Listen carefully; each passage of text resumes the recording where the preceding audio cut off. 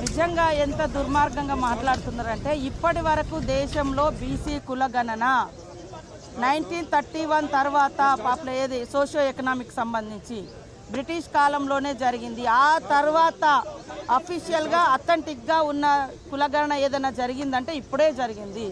అది ఇల్లు పోయి సర్వే చేసిర్రు, మరి గవర్నమెంట్ అధికారులను పంపించి సర్వేలు చేయించడం.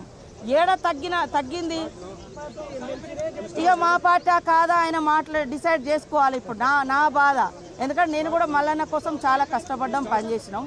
పార్టీలో మాట్లాడాలనుకున్నప్పుడు పార్టీ లైన్లో ఉండాలి. లేదా మీకు డౌట్స్ ఉంటే ఇది ఎట్లా చేసినామని ఆయనను కూడా 2-3 మీటింగ్లో పిలిచినాం.